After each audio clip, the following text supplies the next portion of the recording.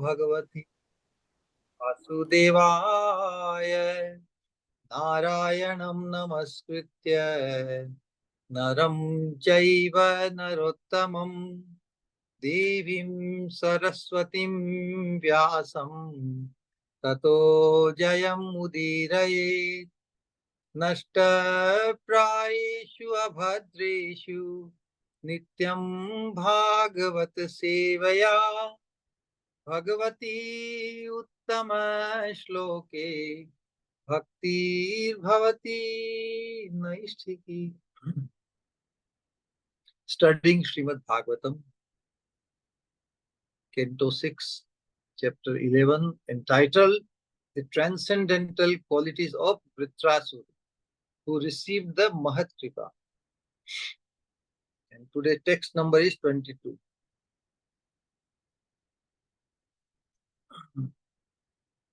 So basically, the transcendental qualities of Vṛtrāsura are manifest through his expression. Of course, actions also. But his expressions are, before he makes the fundamental, essential prayers to the Supreme Personality of Godhead he's on the verge of being killed by Indra. And he's imploring King to hurry up killing him so that he reaches his destination and Indra receives his boon, his fulfillment. It's a tremendous episode of this Vṛtrāsura. So today, before the four Chatushloki Bhagavatam, they are also described. So the last four shlokas, number 24, 25, 26, and 27, they are the actual Chatushloki, and two shlokas preceding them are the realization of Vṛtrāsura. Whenever the great devotees or anybody who receives the mercy before of the Supreme Personality of Godhead, then they express their realization always. Because without realization of the lofty and superlative position of the Supreme Personality of Godhead, how is it possible for them to make such prayers? So prayers follow realization. That's what's being expressed here. So his realization is very potent. First we can take the shloka, then we will go to some background and discuss today's shloka. It is 6:11:22. Punsam kilaikant dhyam swakanam yasam pado divi bhumau rasayam narati yadvesha udvega adhi madah kalirvasanam samprayasah. So all these 6 shlokas should be memorized by any sadhaka. It is a very contemplative subject matter. In this realization, he expresses. Translation: persons who fully surrender at the lotus feet of the Supreme Personality of Godhead and always think of his lotus feet are accepted and recognized by the Lord as his own personal assistants or servants. The Lord never bestows upon such servants the brilliant opulences of the upper, lower, and middle planetary systems of this material world. When one possesses material opulence in any of these 3 divisions of the universe, his possessions naturally increase his enmity, anxiety, mental agitation, pride, and belligerence. Thus one goes through much endeavor to increase and maintain his possessions. and he suffers great unhappiness when he loses them. So we can do word-to-word meaning also, because it would be very great. But first we can repeat. Please repeat. Please respond. Persons who fully surrender at the lotus feet of the Supreme Personality of Godhead. Persons who fully surrender at the Persons who fully surrender at the lotus lotus feet of feet God of the Supreme Personality And always think of his lotus feet and always think and of always think of his lotus feet are accepted and recognized by the Lord as his own personal assistants. are are accepted and recognized by the Lord own personal personal assistants or servants Or servants. or services. or servants. So such person who are accepted by the Supreme Personality of Godhead as his own, the Lord never bestows upon such servants The Lord never bestows upon such such servants servants the brilliant opulences of the upper, the The brilliant brilliant opulence opulence of of the upper, lower, and middle planetary systems lower, and and middle middle part planetary system of this material world. of of this this material material world. world. When one possesses material opulence in any of these three divisions, When When one one possesses possesses material material opulence opulence in in any any of of these these these three divisions divisions of the universe, of the universe, his possessions naturally increase his enmity, his his possessions possessions naturally naturally increase increase his enmity, anxiety, anxiety, anxiety, mental agitation, mental mental agitation, agitation, pride, and belligerence. pride, pride, and and belligerence. belligerence. Thus one goes through much endeavor Thus one goes one through goes much through much endeavor endeavor to increase and maintain his possessions, to to increase increase and and and maintain maintain his maintain his possessions, possessions, and he suffers great unhappiness and he suffers great unhappiness and when he loses them. when when he he loses loses them. them. Hmm? Vyasanam. Srila Prabhupada translates Vyasanam is distress due to loss. Generally we see Vyasanam, asanam, without which, without eating or having which, one feels miserable. That means loss, na? If you cannot get what you cannot live without, correct? It will make you very miserable. It's like a loss. Something you possess, if you lose. So distress due to loss, it has the same connotation. Whether you don't have it or you have lost it. So that's called Vyasanam, because when we possess something, we become attached to it, we become used to it. And when it is lost, it becomes like Vyasan, without which now we cannot live, so we cry and become very lamentable. Purport we can read. So, any would like to volunteer to read the purport? So much message in every shloka of this this section. Who would like to volunteer? Karthikeyan.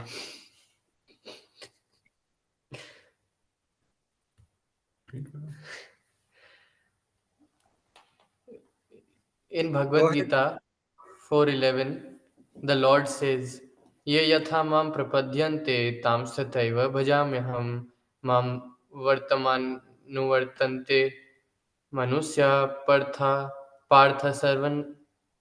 sarvasah. As devotees surrender unto me, I reward them accordingly. Everyone follows my path in all respects, O son of Pratha. Both Indra and Vṛtrāsura were certainly devotees of the Lord. Although Indra took instructions from Vishnu to kill Vṛtrāsura, the Lord was actually more favorable to Vṛtrāsura because after being killed by Indra's thunderbolt, Vṛtrāsura would go back to Godhead, whereas the victorious Indra would rot in this material world. Because both of them were devotees, the Lord awarded them the respective benedictions they wanted. Vṛtrāsura never wanted material possessions, for he knew very well the nature of such possessions. To accumulate material possessions, one must labor very hard, and when he gets them, he creates many enemies because this material world is always full of rivalry. If one becomes rich, his friends or relatives are envious. For Ekanta Bhaktas, unalloyed devotees, Krishna therefore never provides material possessions. A devotee sometimes needs some material possessions for preaching, but the possessions of a preacher are not like those of a karmi. A karmi's possessions are achieved as a result of karma, but those of a devotee are arranged by the Supreme Personality of Godhead just to facilitate his devotional activities. Because a devotee never uses material possessions for any purpose other than the service of the Lord. The possessions of a devotee are not to be compared of those of a karmi. Jai. Srila Prabhupada ki jai. Namo Vishnu Padaya Krishna Prishthaya Bhutale Srimate Bhakti Swarupa Damodar Swami Namini Namas Sadbhakta Manai Mani Purut Bhavai Srila Prabhupada Lasat Pracharane Taite Namo Mahavadanyaya Krishna Prema Pradayate Krishnaya Krishna Chaitanya Namne Gaur Dushenam Jai Shri Krishna Chaitanya Prabhu Nityananda Shri Advaita Gadadhar Shivasadi Shri Gaur Bhakta Bolo Hare Krishna Krishna Krishna Hare Hare Hare Rama Ram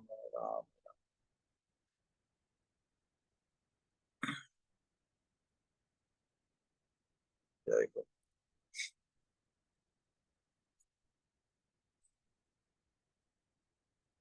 Vṛtrāsura ji, Shri is added even to apparently a demon. Shri Vṛtra Uvacha. Shukadev Goswami addresses Vṛtrāsura. Shri means a very honorable address. Because he is establishing through his prayers the essence of a Bhagavad Dharma.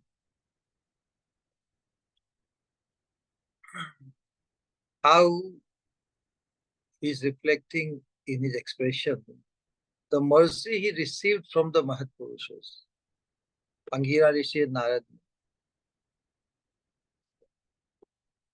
And although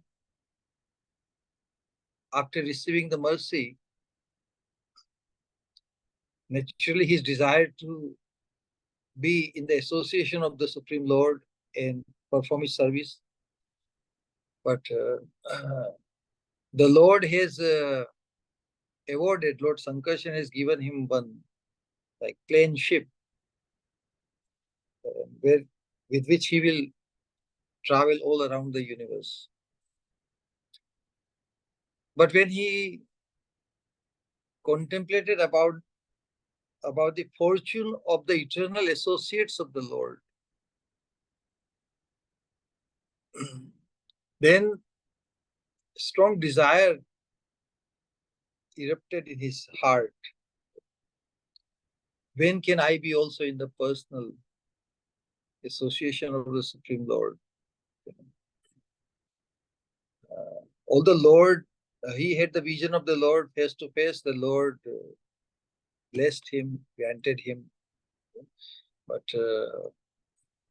he could feel the greater fortune of those who are the eternal associates of the Lord, because he had yet to become the eternal associate of the Lord. So, like purport Prabhupada begins, Ye yatha mam prapadyante tam sathaiva bhajamyaham. Mama vartmanu vartante manushya partha sarvasya. In every respect, everybody is, Krishna says, everybody is following my way only. Is there any other way other than Krishna's way? Anybody follows. You know, there's a saying that man proposes and God disposes. So if Krishna does not dispose, how can one, what is the value of one's proposing? You know. So everybody ends up following Krishna's way only. Whatever may be one's situation.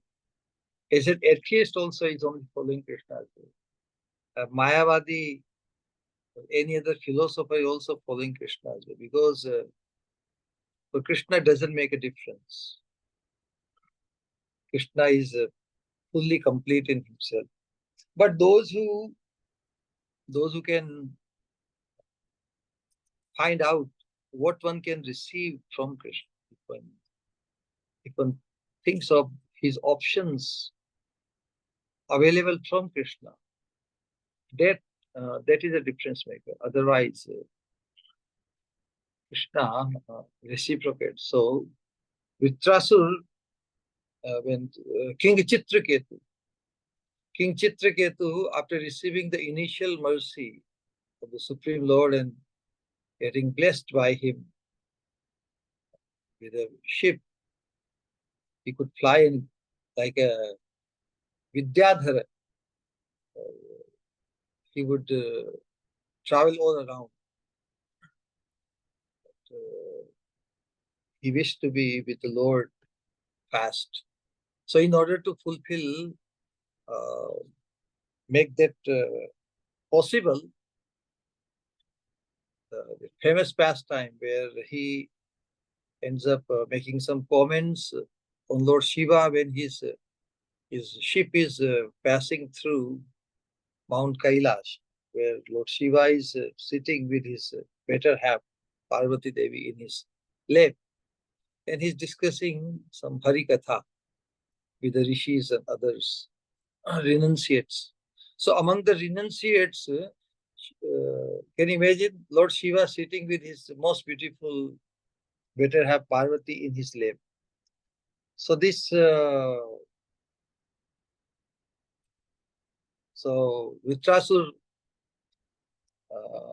also called, he's also the King Chitraketu is also a god brother of Lord Shiva, because Lord Shiva's worshipable deity is Lord Sankarshan, one expansion of Krishna.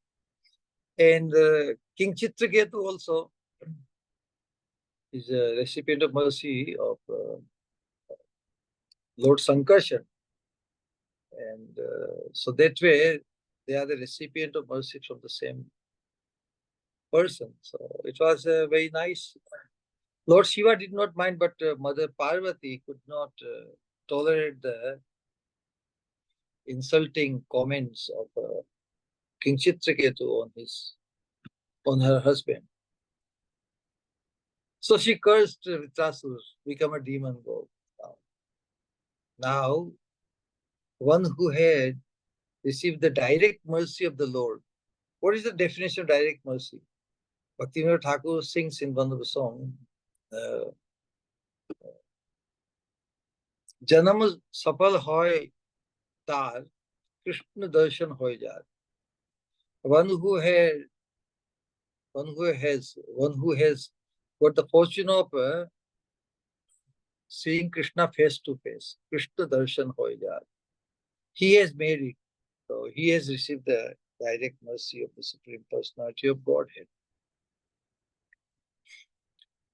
So now, once that mercy is received, it is not possible for the living entity, anybody who is blessed that way, to forget Krishna. Even when due to the effect of the curse, he became a demon called Vṛtrāsura. He is making this prayer. And he became so powerful, and he was just creating an onslaught attack on the Devatas, and it totally disturbed Indradev. So they fetch the help of Lord Vishnu and all this arrangement. If you read the 6th canto, it's a lot of detail. And they acquire a special thunderbolt, Vajra, made from the bones of one rishi called Dadhichi Muni. And receiving that direction and the instrument by the will of Lord Vishnu. So Indra became very sure that now he will be victorious and he will capture his glory. But Vṛtrāsura, being a pure devotee who had received the direct mercy of the Lord, due to his connection to the pure devotees, Narad Muni and Angira Rishi. So he's not desiring for heavenly kingdom or anything. Rather, he's hankering only how soon he can go back to Godhead. So there is a difference between receiving different levels of mercy. Everything is mercy only, correct? That's why Srila Prabhupada the purport said that both Lord Indra and Vṛtrāsura both are devotees. But see the benefit. So in devotees also there are many categories, different levels. Devotee means one who is dependent on the Supreme Personality of Godhead. That's the basic definition of devotee. So any person for his material needs also, if he depends only on the Supreme Personality of Godhead, he's also called devotee. But one who has developed a desire to be in direct service of the Lord, what they receive is greater, correct? We can understand. That's why Srila Prabhupada says that Vṛtrāsura will go back to Godhead and this Indra will rot in the material entanglement. Can you believe this? Even after receiving the desired mercy from the Lord, Indra will continue to rot in the material existence. What the Lord can do? Because until a devotee or sadhaka develops his attraction of fascination towards the ultimate mercy of the Lord, and which is to become his eternal associate in loving exchange. People may act as devotee, showing their dependence on the Supreme Lord, but what they desire defines their stage or level. Krishna says, Ye yathamam prapadyante tams tataiva bhajam. I reward them accordingly, because dependence on the Lord to begin with is very good, but how we want to become involved with the Supreme Lord? Do we want to become involved with him, or you want to get something from him and keep the distance? There are two ways.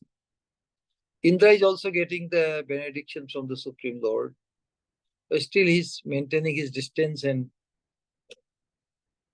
mostly in day-to-day thoughts he's not obsessed with the Supreme. He just got his agenda fulfilled by the mercy of the Lord. And that's why he remains entangled. But the real devotees, they become obsessed with the thought of the Lord. They become obsessed with the desire to be with the Lord.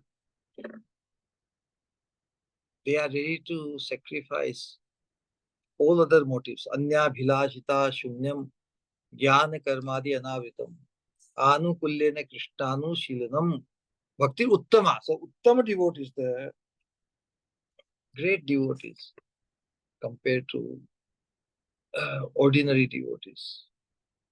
So the difference is very wonderfully mentioned here. And Vṛtrāsura in this shloka, to begin with, he's expressing his realization. The persons who fully surrender. There are many devotees The common definition we must understand. Devotee means one who is dependent, one who is a believer, independent of the Supreme Person of Godhead is devotee.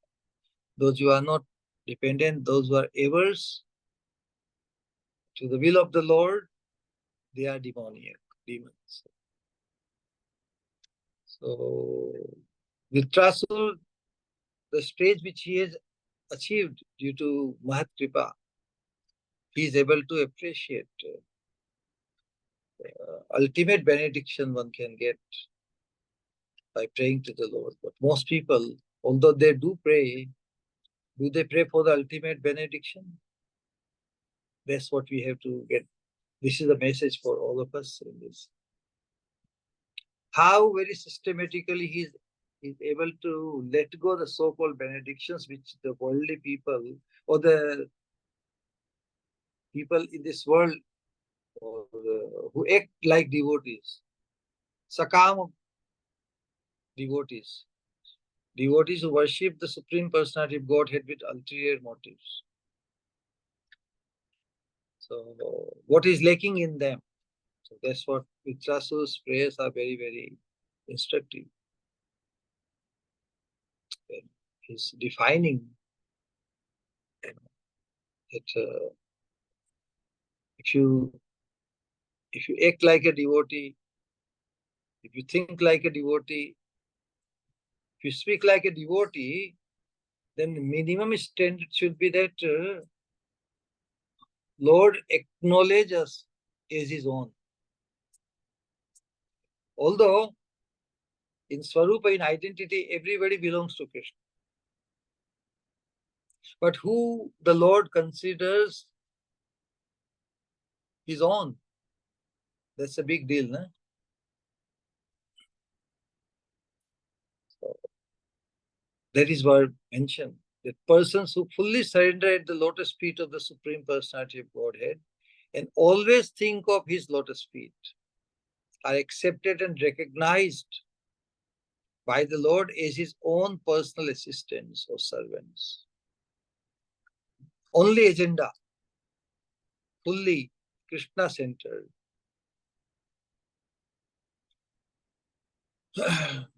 Correct?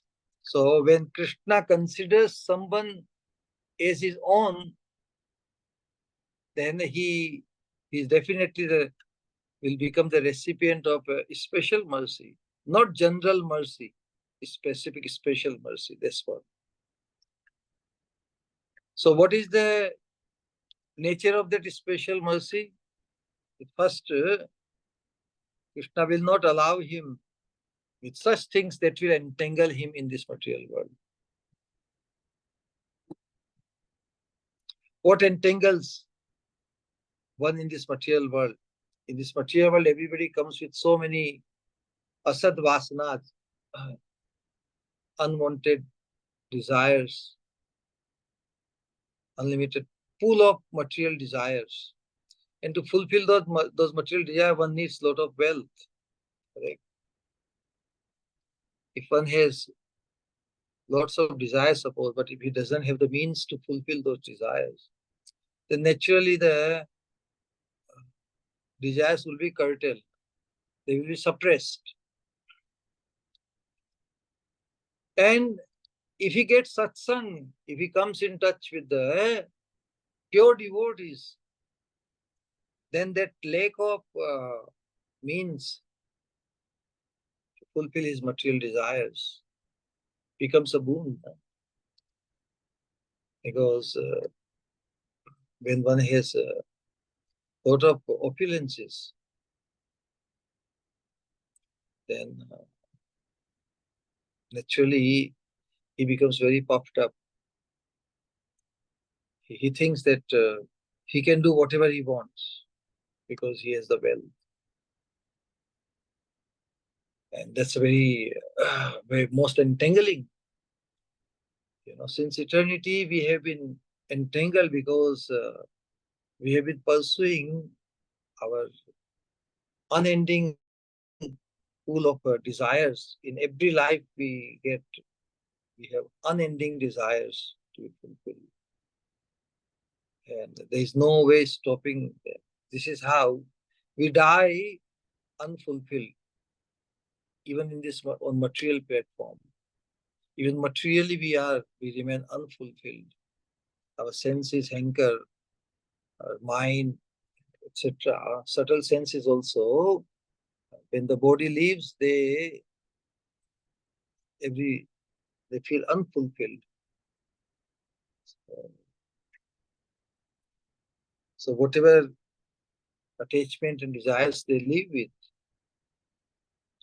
the material nature Krishna, ye yathamam prapadyantam. So we still hanker for material fulfillment, material desires. Then Krishna gives us another body so that we can fulfill our unfulfilled desires. This is how, since eternity, life in one body after another body has been going.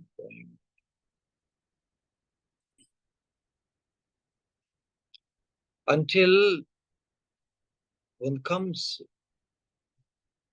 under the shelter of those who have been accepted by Krishna as his own. Correct?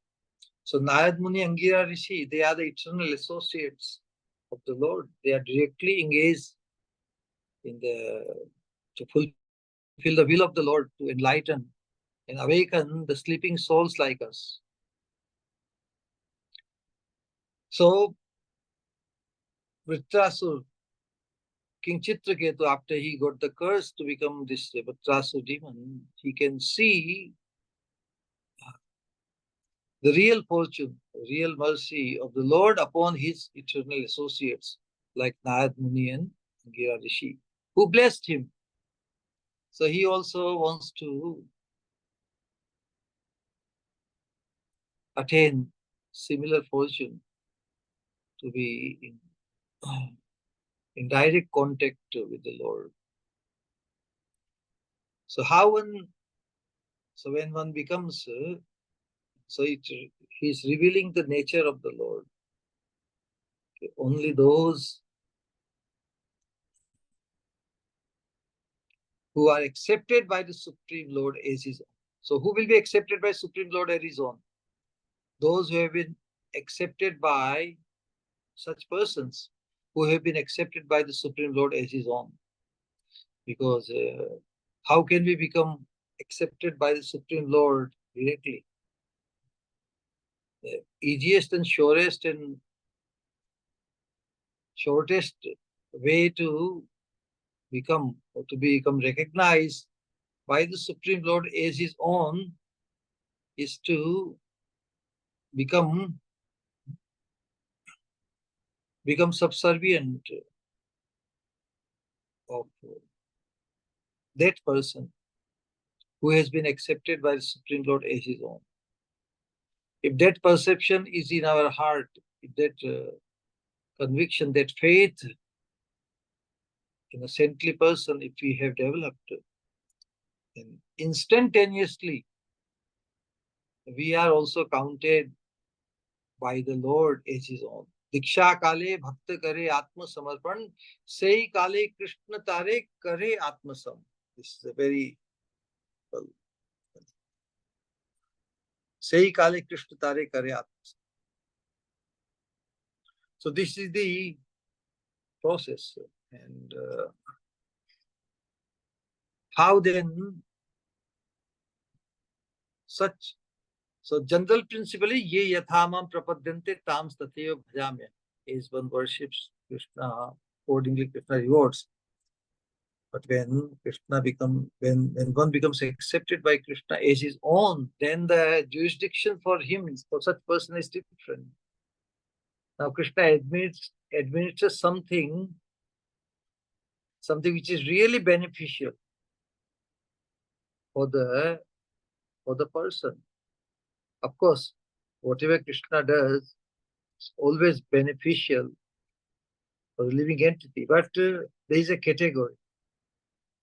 Something can take a long time to appreciate and understand Krishna's mercy upon us. But when we become connected to the pure devotees, then the mercy of Krishna, the the way it flows, the way it is perceived is a different platform, because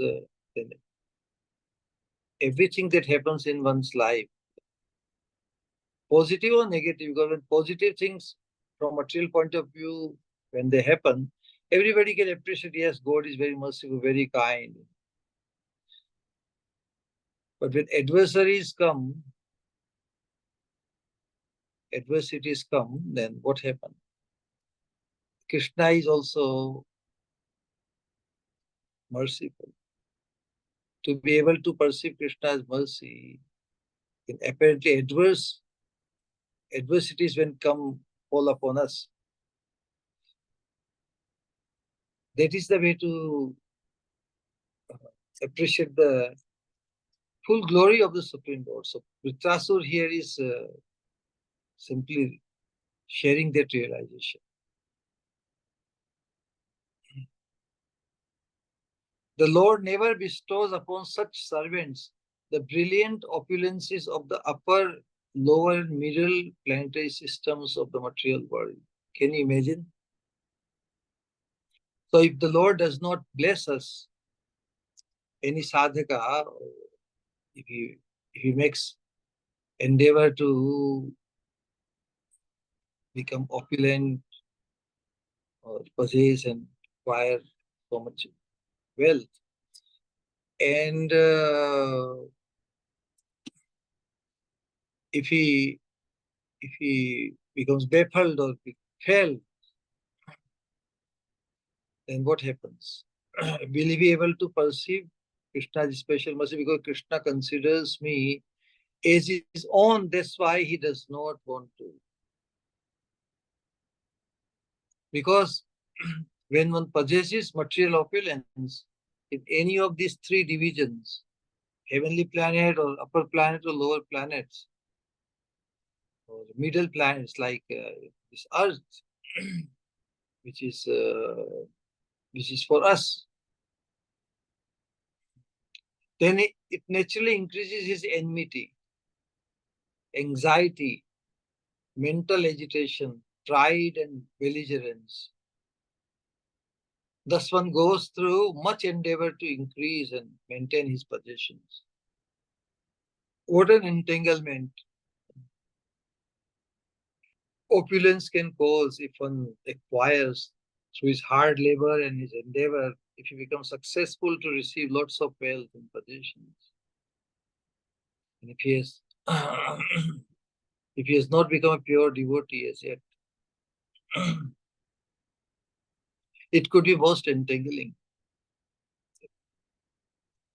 because one goes through much endeavor to increase and increase more and more, maintain it.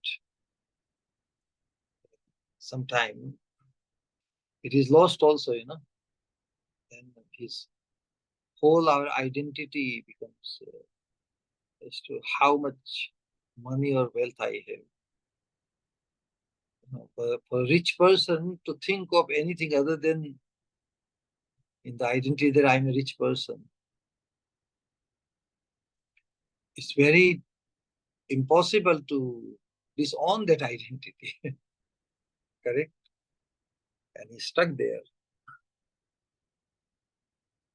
In Bible, there's a saying, Jesus Christ said that it is easier to, if I can put the words later better, it is easier to thread a camel through the hole of a needle than for a rich person to enter the kingdom of God.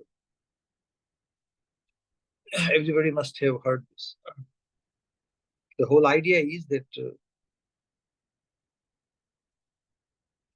this material opulence can cause so much distraction from our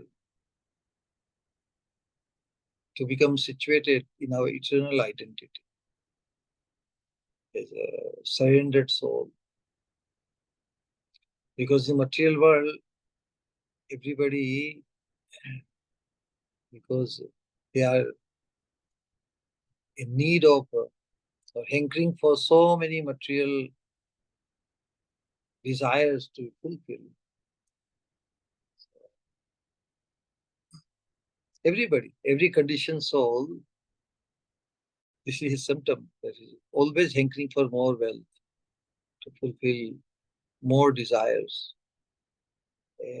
And staying ever unfulfilled, he goes, his body expires. He dies.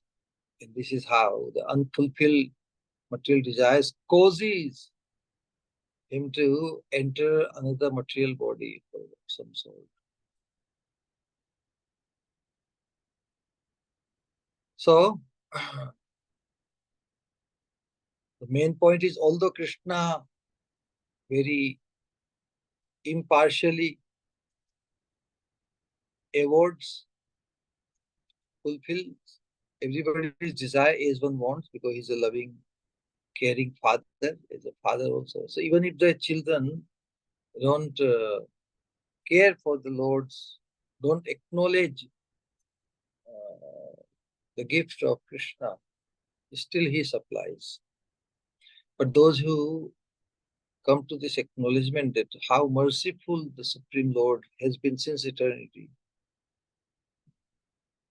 then when one becomes, when one develops the desire to reciprocate with the Lord for all the mercy and the boons he has received, then rather than asking for more opulence, more possessions, he wants to offer everything to Supreme Lord.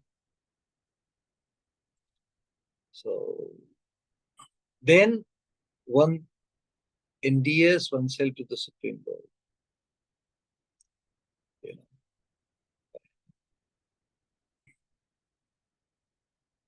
This is how the process of surrender one perfects. One is able to see the will of the Lord, the ultimate benediction he wants to bestow upon all of us.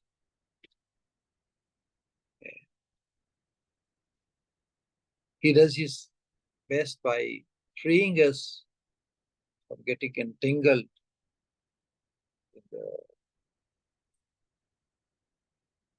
in the fulfillment of so many desires of this body, gross body and the subtle body, which is only a covering on our real identity, the soul, is eternal servant of Krishna.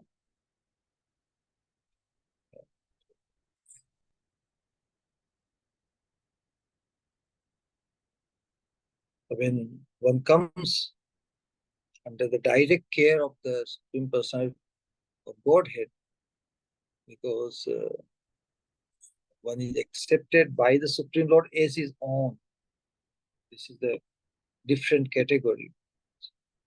Then everything that happens in the life of such a person is ordained directly by the Lord, not under the, whatever happens in his life doesn't come under the category of karma. It is directly the mercy of the Lord, and when one is able to perceive such mercy, then he becomes fascinated to go back to Godhead. How many of us are really ready right now to go back to Godhead right now? This is the question. If the plane comes from the spiritual world and it's a free riding, correct? Tell me, imagine, put this scenario even in anywhere. How many will rush for the free ride? This is interaction. How many will rush for the free ride? Or there will be a lot of canvassing required still then.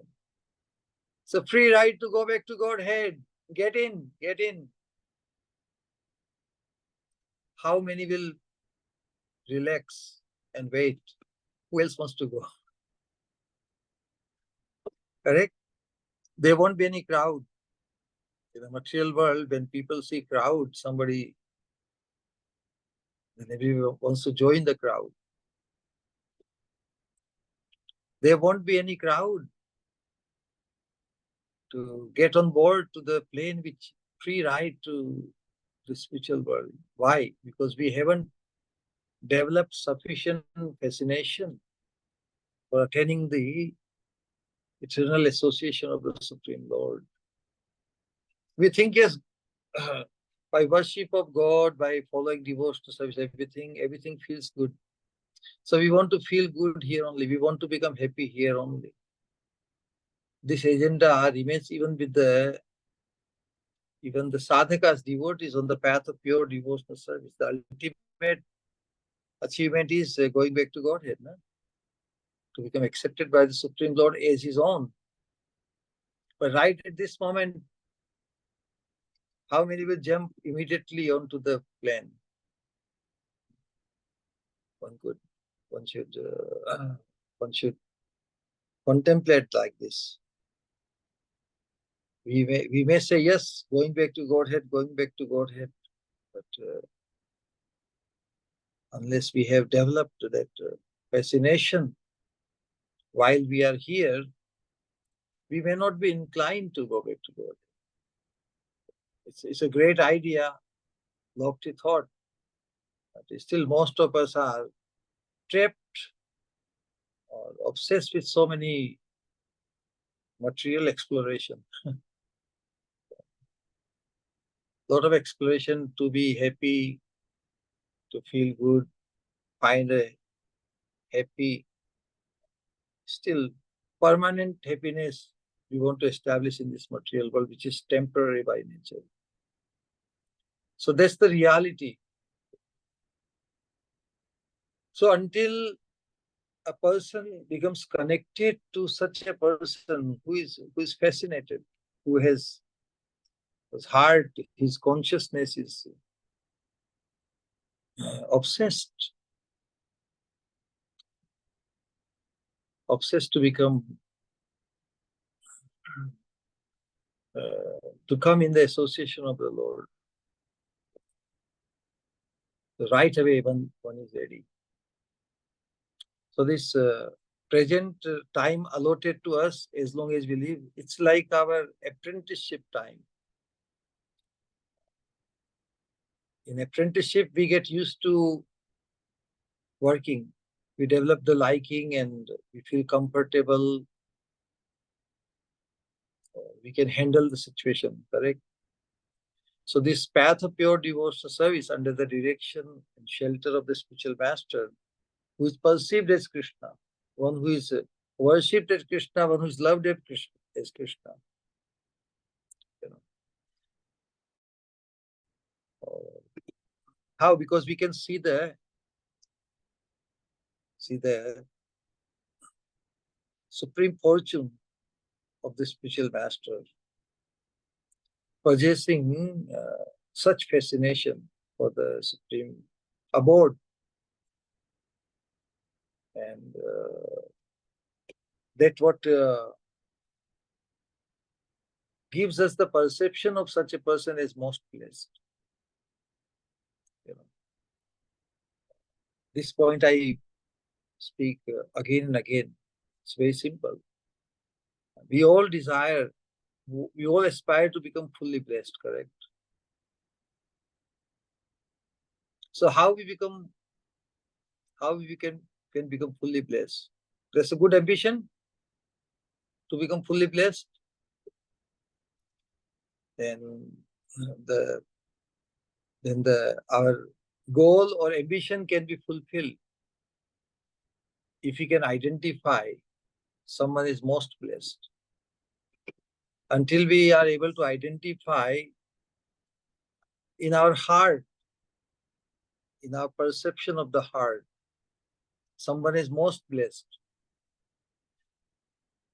we won't be able to find our bond or attachment to such a person.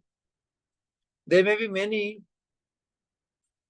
most blessed persons, saintly people, pure devotees amongst us. But it's a very subjective experience of the individual about someone. So whosoever one is able to feel that perception about the person is the most blessed, then the path, for his path of perfection becomes very easy. You know. So Vṛtrāsura, he has perceived the most blessed nature of Narad Muni and Angira Rishi. So he is hankering to attain the similar fortune. He wants to become fully blessed so that he can also become the eternal associate of the Lord. And he's hurrying, he's trying to hurry up to go back to God. Should that not be our position also? He is guaranteed to go back to Godhead because the Lord has created such a scenario that Indra is going to kill him by the use of the thunderbolt, which was produced to kill him. And so the Lord has already ordained that he will. So that's why one thing, what we beg the Lord, even as devotees, as sadhakas, we have to be very careful. What we beg, huh? Because what we beg could be so teeny, so insignificant to our potential, what we can beg. Huh? Imagine. You know, people, such naive people sometimes pray to God for just little, like Prabhupada used to make a joke. Oh God, give me my bread and butter. God is ready to offer himself. But nobody wants God. No? Everybody wants bread and butter from God. So God stays distant. But ours is a path of pure devotional service where we want to come close to Krishna. We want to impress Krishna so that he develops the desire to have us in his association. And only when that happens, we are transferred there.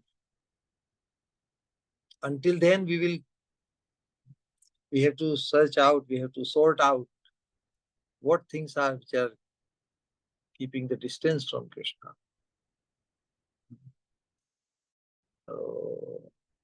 To become eternal associate of Krishna, we have to somehow become eligible to be accepted or by Krishna as his own. So as we discussed, definitely Vṛtrāsura has earned that fortune because he received the mercy of the most blessed Narad Muni, Vṛtrāsura or Angira Rishi. Similarly, if he can identify our Narad Muni or our Prabhupada in our life, because Prabhupada and Narad Muni, they are not one person. It's a title. It's a title or the honor bestowed upon the person one perceives as most blessed. So in our life, if you can identify our Narad Muni or Prabhupada, that would do it. Sometimes people say, oh, if I meet Prabhupada today, I will surrender fully. It may not be. It may not be because many apparently surrendered to Srila Prabhupada. But even in that surrender, many lacked the full surrender. Correct? In spite of as glorious as we glorify Srila Prabhupada, but, not everybody was able to surrender fully. They still had certain other agendas. So that may happen. But depends on the perception. if we explore our spiritual potential, what we can achieve by coming in direct contact with the most blessed person. We can become eternal associate of the Lord. So one has to search out, one has to inquire oneself. Have I developed sufficient desire to cause the perfection of my human potential?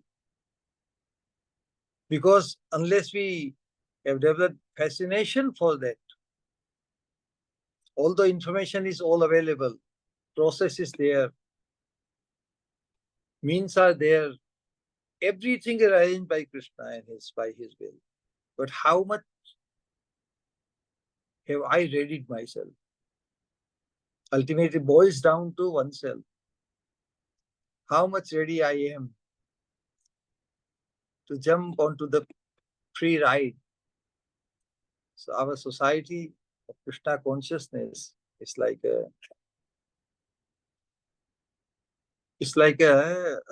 yes, what endeavor we made, it has come to us by the will of the Lord.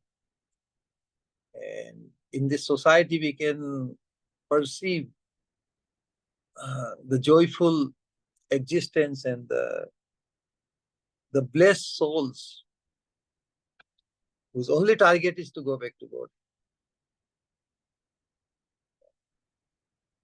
Has that also the desire to go back to Godhead? Are we fully ready for it? Are we getting ready for it? If that is the only ambition, only destination we aspire to reach, then no situation of this world will entangle us here. Especially the most entangling thing, when one is endowed with so many means to become materially very happy, then one may become very attached to it. It's very easy to become attached to happy situations, comfortable situations, opulent situations. That's why in the lives of the sadhakas, pure devotees, that although they may have access to many means and many comfort and luxury, they live very simply to set a right example, good example for others. Because ultimate purpose and desire, focus should be to attain the eternal blissful existence of Krishna the Lord. So that's why Srila Prabhupada ends the purport that because a devotee never uses material possessions for any purpose other than the service of the Lord. So this is the barometer, this is the scale, this is the through which we can judge. The possessions of a devotee are not to be compared to those of a cult. So whether we have become a devotee, it will be determined how one utilizes one's possessions. This is what will differentiate between ordinary karmi, with or without opulence, and a devotee in proper consciousness, with or without means. Because in either case, he just acts on behalf of the Lord. He does not hanker any material possessions. Rather, he hankers only the eternal blissful association of the Supreme Personality of Godhead. So I think this is very instructive by the example of Vṛtrāsura. I can stop here and some interaction we can have, some questions or something we can discuss. All right?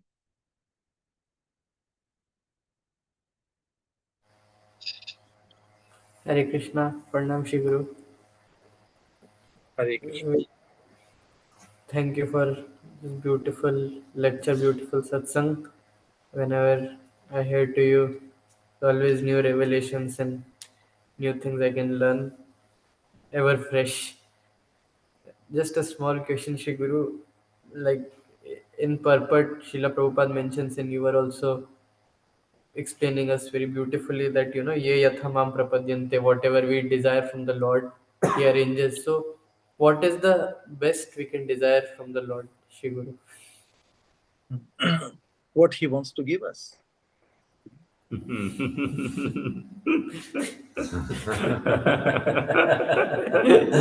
Because one cannot excel in desiring what the Lord wants to give us. And especially what Mahaprabhu wants to give us, there is no ambiguity. Yeah. Krishna is giving lofty ambitions. Sarva dharman paityaja mamekam sharanam aham tvam sarva papibhyo. That is only, that's the beginning actually. But yeah, so we should find out how we can develop the hankering for something which Mahaprabhu wants to give us. And so that would be wonderful. That's why we cannot afford to remain unconversant with the gift which Mahaprabhu has come to give. Because our focus, our target, our appraisal, our fascination, or because Krishna wants to give something, there's a 100% guarantee, for achieving it, attaining it. There is no doubt about it. But one has to somehow or other develop that hankering for it. Tatra laulyam api mulyam ekam. So, how we will begin to develop hankering for it? First of all, we have to appreciate what is that status, what is the fortune which Mahaprabhu has come to bestow upon all of us. Then we have to identify the association of such devotees who are hankering for that fortune. The hankering for the fortune doesn't come immediately. First one has to find attraction for it. First comes the attraction. So, what Mahaprabhu is proposing would be very attractive for anyone. Because Mahaprabhu wants us to experience the sweetness of Krishna at the highest level. Yeah. That is possible only by honoring or by accepting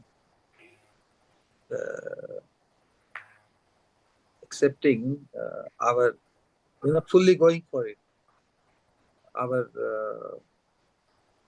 agreement, our readiness to become a choicest maid servant of Srimati Radharani. Correct. So that fortune is available for all of us individually. Correct. So now, how attractive is that proposal? Just think about it. We cannot let go the thought of it. Oh, this is like this is so much. I will think of it later. How many times we have thought like that? Let us think of that later. They just saying. What is saying in India? Kal kare so. I think everybody should learn this. Jacob, you heard that saying? Kal kare so aaj kar. Many times since I've arrived here. Have you memorized it? No, yeah, but I will. Okay, so Kal means tomorrow. Kare means what you want to do. So means that. Aaj kar means today. What you think that I will do tomorrow, you should do it. Today. Kal kari so atam. And aaj kare, what you want to do today, you have to do it now. Because anything can happen in between. Right? So if the situation changes, circumstances change, then when again you will do that which you are supposed to do. So we have to, we cannot procrastinate, we cannot make it casual. No, everything has to be perceived as like emergency. Because the fortune is too precious to be taken or perceived as casually. The fascination, how can one not be fascinated to attain the fortune of becoming a choicest kinkari of Srimati Radharani? Come on.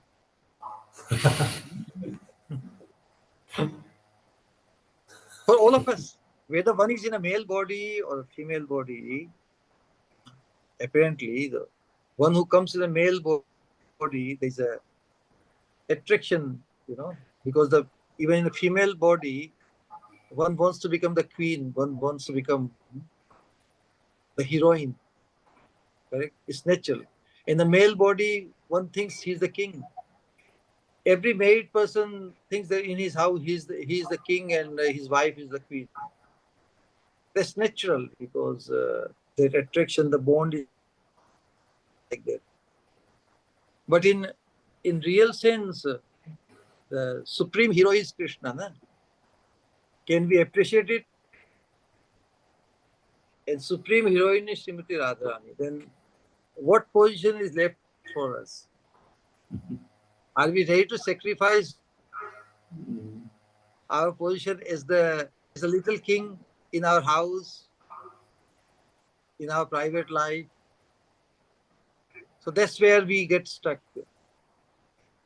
If we develop sufficient appreciation for Krishna's position as the supreme hero, and Radharani is the supreme heroine, then one should, where do we fit in with them?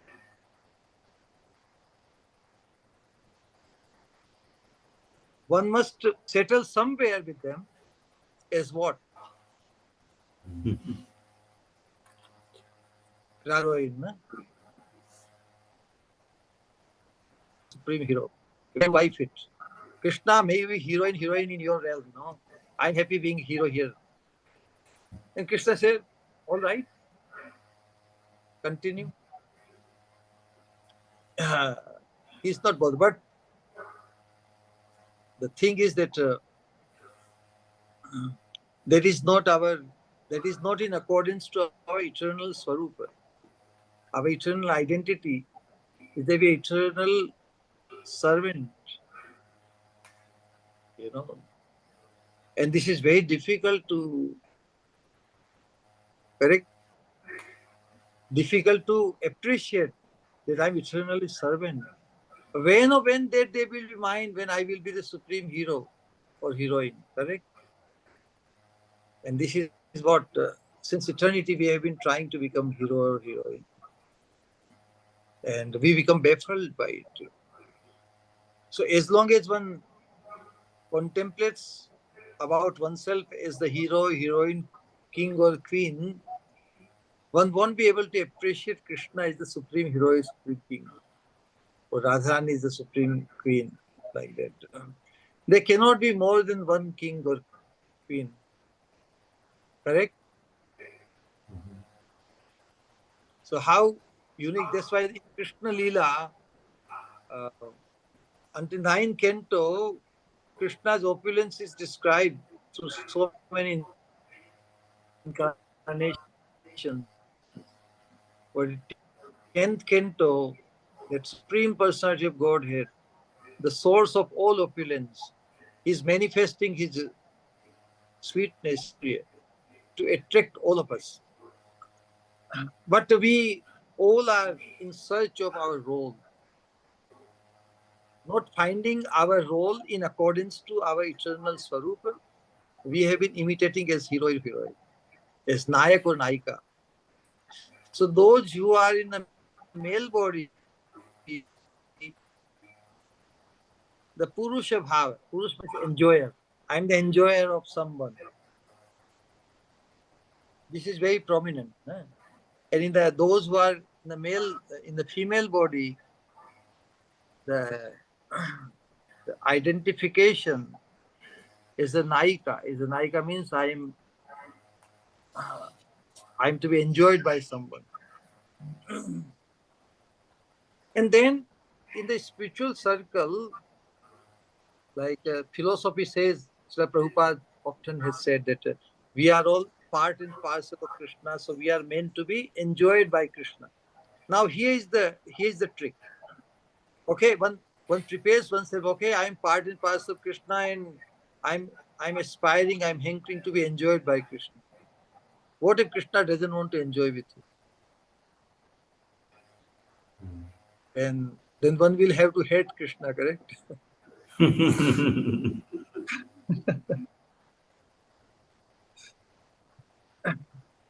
We are meant for his pleasure the way he wants. If we are meant to be enjoyed by him, that means the way he wants us. That's when a true, intelligent, spiritually awakened person will think, okay, what Krishna wants from me? You got the point?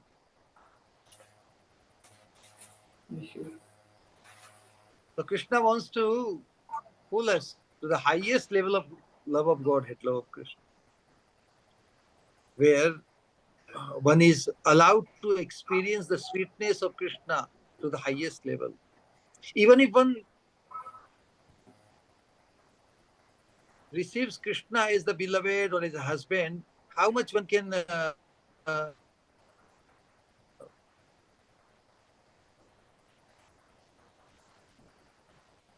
Krishna says, teeny, obsessed with Krishna Radha.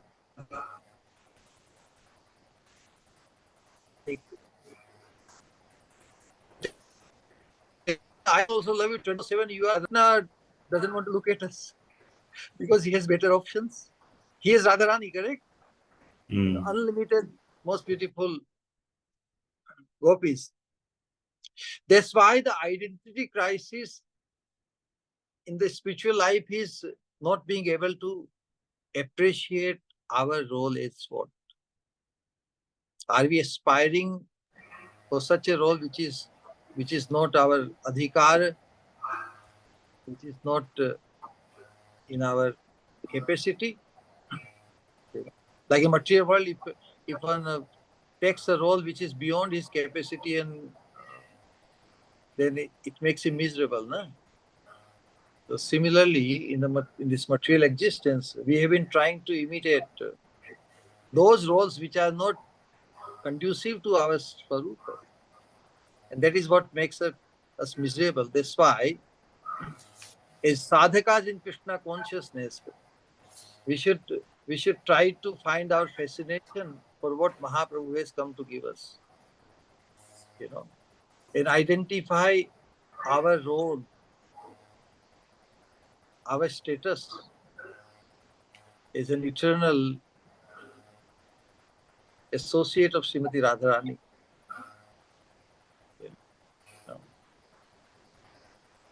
That will give us access to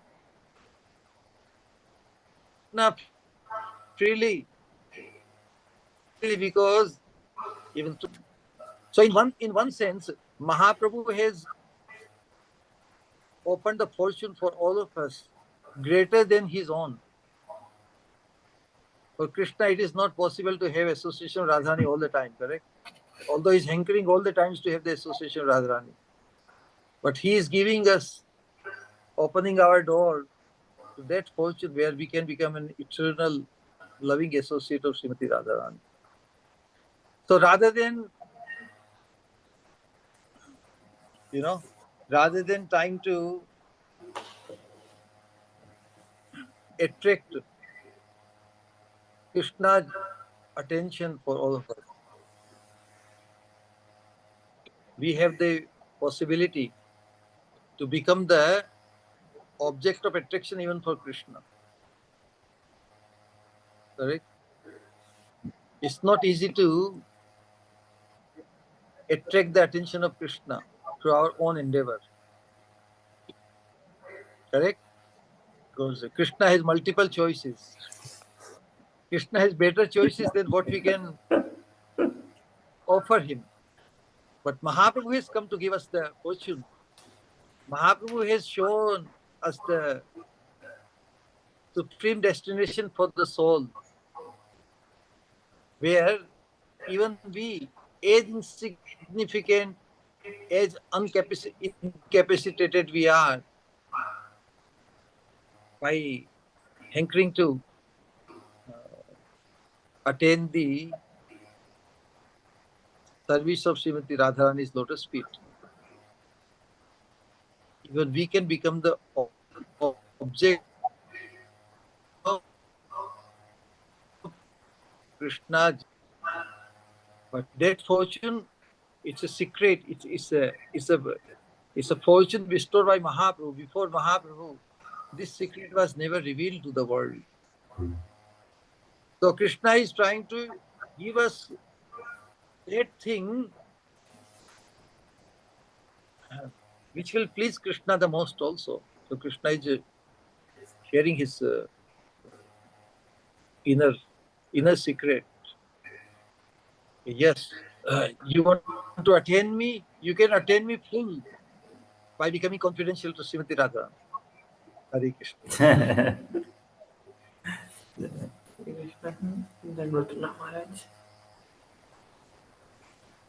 Hare Krishna.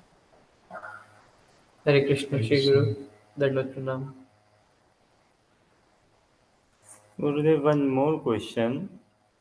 You see, Krishna, he didn't give such opulences to Vṛtrāsura to expedite his, say, return, and by the blessings of Angira Rishi and Narad Muni, which is the greatest opulence. What is the reason why when Sudama comes to see Krishna in Dwarka, and he doesn't as such ask also, and Krishna gives him all this higher planetary, even greater, all such opulences?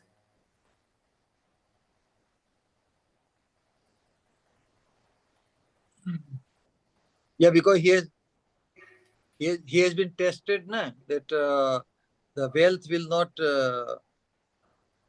influence him. That is already tested. So while going back to his place, he is contemplating that my Lord is so merciful. He saved me from the influence of opulence. He's contemplating like that. He's not thinking, oh, the Lord is Antaryami. He knows why I came here for, and he didn't give me even little bit. What will I tell my wife? He's perceiving only the mercy of the Lord.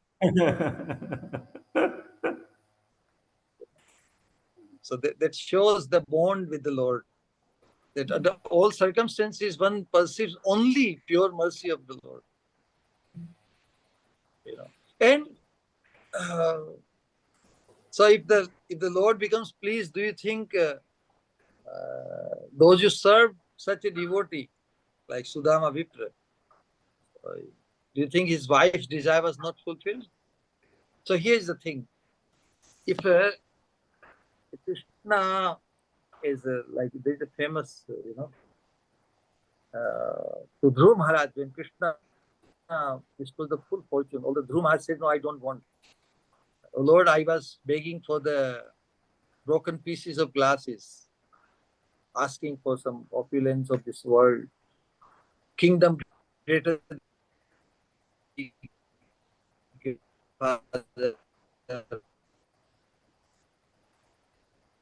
But in you, me, Varam Nayat. I'm fully fulfilled. Kritārthosmi.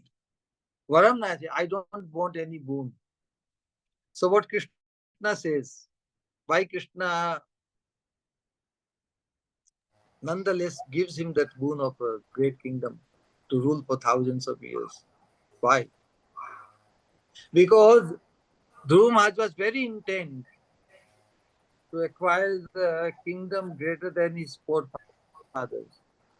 Correct? Now when very fervently, with one focus, who can give that kingdom to you? Only Krishna can give. So he goes with great firm determination to attain Krishna. So in that passion, become with the thought of Krishna, and the thought of acquiring the kingdom was lost, correct? Because only God can give you the kingdom greater than that of Brahma. So he wants to, now he's very intent to meet Krishna. And as he meditates, when Krishna appears, then he says, then he feels very, very remorseful, or very, oh, what I have asked the Lord for. So why Krishna gives him the boon?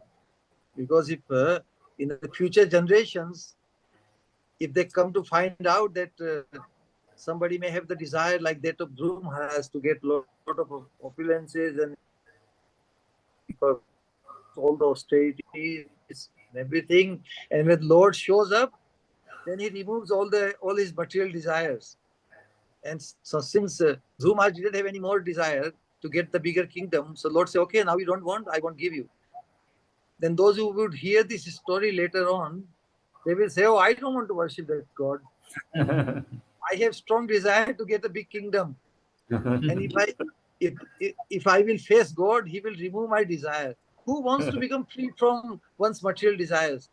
Is there anyone who makes a prayer like that? Only the devotees on the path of pure devotional service, all of us. And even we struggle to really make that a real prayer. Krishna, please free me from these material desires which are haunting me. Correct? And Krishna is going to free us anyway. But are we so inclined? Are we really eager? Are we really fascinated? Yes, all my material desires are going to be vanquished by Krishna. You know. So the whole idea is Krishna sets a good precedent, and he establishes the glory of his pure devotees. Eventually, even if one attains the fortune of Dhruva Maharaj, seeing the Lord face to face, but whatever desire one has, one had in the heart, Krishna fulfills that also. But even fulfilling that material desire does not entangle him. That is the boon. You know. So when Krishna blesses someone with his own vision, then he says two things: that whosoever prays to Krishna, not only his material desires and ambition is fulfilled, but he also attains the supreme abode of the Lord. That's the verdict of the last shlokas of 8th chapter of Bhagavad Gita. Ne? Vedeshu yaggeshu tapashu chaiva daneshu yat punya phalam pratishtam atyeti tatsarvam idam viditva yogi param sthanam upayati chatyam. So, exceeding the benediction which one gets by following other processes, eventually, ultimately, he also receives the supreme abode or supreme destination. So that is the Sudama Vṛtra. You know, he had full faith that the Lord who knows everything, and whatever he does, whatever he did, or whatever he will do will be only for my ultimate good. So a pure devotee means one who is interested only one's ultimate good by the will of the Lord. All right? Yeah.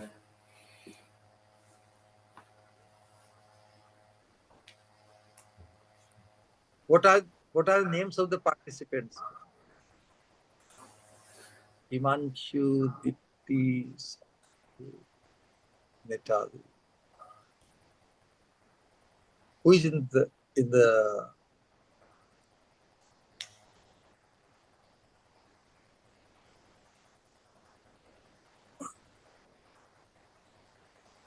where is our Anand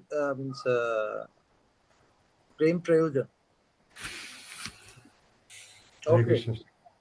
So I was just wondering that I asked you to lead the Kirtan, then Kartikeya started, so I said, maybe. Oh, yes, excuse me. I needed to do one thing. I came back. I see. So what is the name of the Manjari in the back? Leela Manjari Dasi. Really? What's the name? Leela Manjari Dasi. Leela. Wonderful. So naturally you have the Manjari name. Yes. You are. Hari. Hare Krishna. All right then. Hari Krishna. Hare Krishna. Shri Guru, I have one question if we still have some time. Yeah. Okay. Shri Guru, I'm wondering, is it a nice mood? Is it a proper mood to want to impress the spiritual master, Krishna? Or should our focus only be to serve? Or are they one and the same? Following the instructions of the spiritual master is the best service. You know, Agya Gurunam hi avicharaniya. Following the Agya, the order of the spiritual master, is the best service. You know, there are many personal service, physical service, or many things, but fulfilling the desire or the order of the spiritual master will always keep us conscious of his satisfaction. And it will free us from any distractions. Because one feels very bonded when we fulfilling the desire and the order of the spiritual master is our life and life's goal, you know. That way even we stay very focused. That's the idea. Because we can be focused only on one thing at a time. Nah? So all other focuses should fulfill that focus, the primary focus. On day-to-day basis, we also need to focus when we go and we ride, when we travel, but primary focus becomes fulfilling the order of the spiritual master. Everything is grouped around that. It becomes the central thing. So we cannot afford to become distracted from that focus. Other things are subsidiaries. Other things are only to fulfill that focus. All right. Yeah. Many things. We have lot of opportunities, lot of things.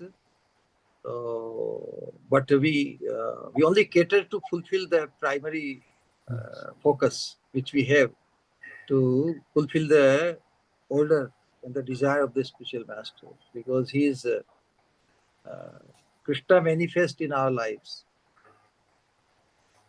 He's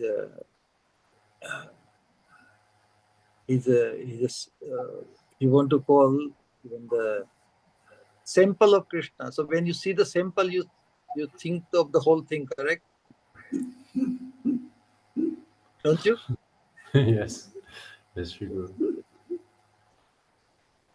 So the spiritual master is not Krishna. Still he is perceived as Krishna. Krishna is not Radharani in Swarup, but he can be endeared as much. You know.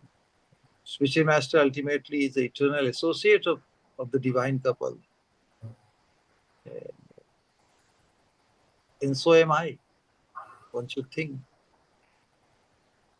So spiritual master sets the idealism. Spiritual master also in Swarup, eternal servant of Krishna, the divine couple. So am I. So how to perfect our human potential to achieve that perfection? Simply hold on to, look up to, we always have to look up to the spiritual master. So when we ask, what are you up to compared to what we should be up to? So one can self-watch oneself on daily basis. All right? Go Premanande.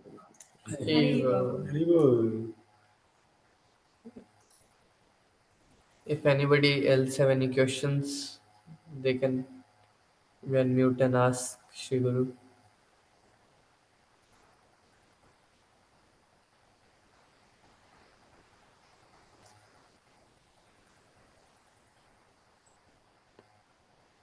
All right, thank you everyone for their participation. And very encouraging to see so many participants. This is the first. I will try it's little time-wise, but I will try to adjust. So this is good time for you, 8 to 10 almost, no, now? Yes, we go. Perfect. Okay, so all take sufficient rest for Mangala Arati tomorrow. We'll see you in Kirtan tomorrow.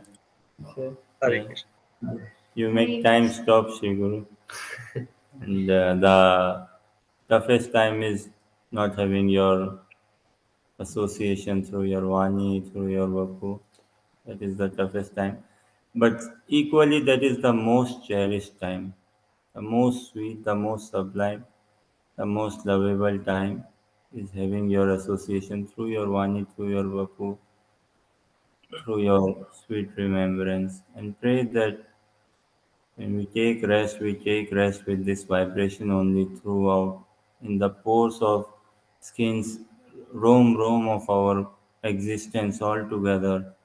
That this transcendental vibration, this divine mood, this divine vision, this divine greed that you have caused in our hearts, it just grows and grows and grows towards your divine lotus feet, Shiva. Please accept our humble obeisances.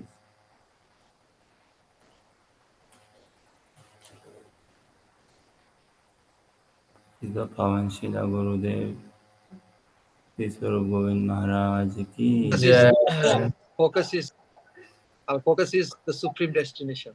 Correct? Hare Krishna. Welcome all and see you next time. Thanks. Gaur Premanande. Hari Hari. Hare Krishna Maharaj ji. Hare Krishna. Hare Krishna. Gaur Premanande. Krishna. Hare Krishna. Natali, you are fine? Can you help me? I'm struggling. It's a bit hard to stay focused back at home. But yeah, it's really helping to take your association. So it was a perfect end for the day. So thank you very much for taking the time. Even struggling should be purposeful, then it is progressive. So we are struggling to reach our supreme destination, correct? Yeah. We are dying. We are dying not for the sake of dying, but dying to live eternally, to reach our eternal. Struggling and dying, same connotation. Correct? But our struggling should be very purposeful for the supreme destination. All Thank right. you. Hare Krishna. Stay determined even while struggling. Because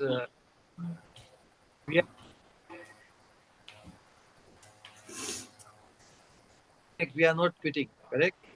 We'll pull one another, correct? Somebody will push you, somebody will pull you, and you will be even struggling through to success. All right? Thank you, Hare Krishna. Gaur Premanande, Hari Hari Bol. Hare Krishna, Shri Hare Guru. Bol. Such nice loving faces. Gaur Premanande, Hari. Hare Hare Bol.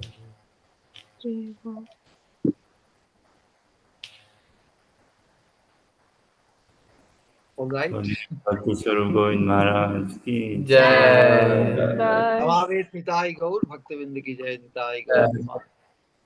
Hare